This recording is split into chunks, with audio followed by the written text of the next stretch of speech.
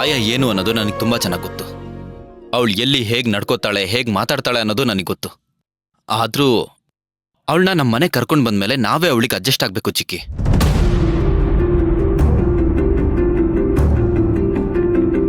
ನಾನು ಏನು ಹೇಳ್ತಿದ್ದೀನಿ ಅಂತ ನಿನಗೆ ಅರ್ಥ ಆಗ್ತಿದೆ ಅನ್ಕೋತೀನಿ. ಭಕ್ತಿ, ಛಾಯಾ ಮಾಡಿದೆಲ್ಲ ಮರ್ತು ಅವಳ ಜೊತೆ ಮುಂಚಿನ ತರ ಹೊಂದ್ಕೊಂಡು ಹೋಗಕ್ಕಾಗುತ್ತಾ? ನನಗೆ ಯಾರ ಜೊತೆನೂ ಜಗಳ ಮಾಡೋ ಮನಸ್ಥಿತಿ ಇಲ್ಲ ಅಗಸ್ತ್ಯ. ಜೊತೆಗೆ ನಿಮ್ ಛಾಯಾ ಮೇಡಮ್ ನಡ್ಕೋತಿರೋದು ಸರಿ ಅನ್ಸುತ್ತಾ? ಹೇಳುದ್ನಲ್ವಾ ಚಿಕ್ಕಿ, ಛಾಯಾ ಮಾಡಿದ ತಪ್ಪು. ಆದ್ರೆ ಏನ್ ಮಾಡೋದ್ ಹೇಳು, ಅವಳು ಇರೋದೇ ಹಾಗಲ್ವಾ? ಹಾಗಿದ್ರೆ ನೀವ್ ನಿಮ್ ಫ್ರೆಂಡ್ನಿಗ್ ಬುದ್ಧಿ ಹೇಳ್ಬೇಕಿತ್ತು, ನನಗಲ್ಲ. ಚಿಕ್ಕಿ, ನಿಮ್ ಮೇಡಮ್ ಈಗ್ಲೂ ಅತಿಥಿಯಾಗಿ ನಡ್ಕೊಂಡ್ರೆ ಅತಿಥಿ ದೇವೋ ಭವ ಅಂತಾರಲ್ಲ, ಆ ರೀತಿ ಅವ್ರನ್ನ ಸತ್ಕಾರ ಮಾಡಕ್ ನಾನ್ ಸಿದ್ಧವಾಗಿದ್ದೀನಿ. ಆದ್ರೆ ನಿಮ್ ಮೇಡಮ್ ಏನಾದ್ರೂ ಲಿಮಿಟ್ ಕ್ರಾಸ್ ಮಾಡಿದ್ರೆ ಅವ್ರ ಪೇಷಂಟ್ ಅನ್ನೋದು ಮರಿಬೇಕಾಗತ್ತೆ.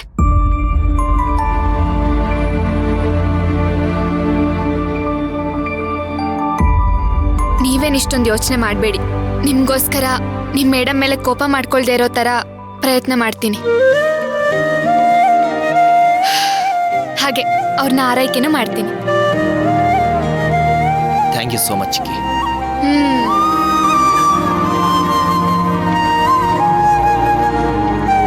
ತಗೋ, ಮಜ್ಜಿಗೆ ಕೊಡಿ.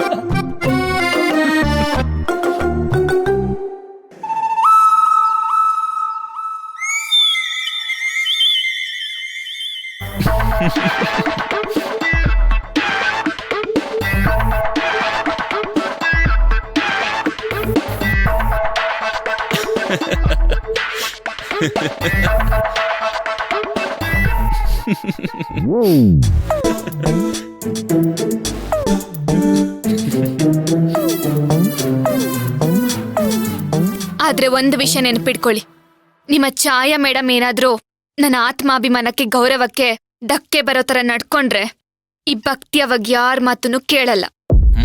ಈ ಮೀಸೆ ನೋಡಿದ ತಕ್ಷಣ ಗೊತ್ತಾಯ್ತು. ಮೀಸೆನಾ?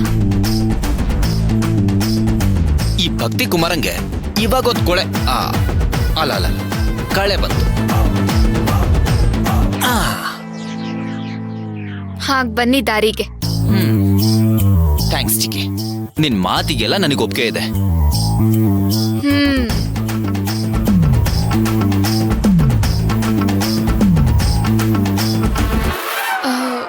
ಏನ್ ಹಾಗ್ ನೋಡ್ತಿದ್ಯಾ?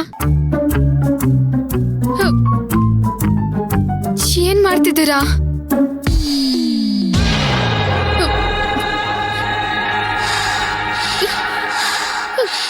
ಬೇಡ ಅಗಸ್ತ್ಯ, ಬೇಡ ಅಗಸ್ತ್ಯ, ಬೇಡ ಅಗಸ್ತ್ಯ, ಬೇಡ ಬೇಡ ಅಗಸ್ತ್ಯ.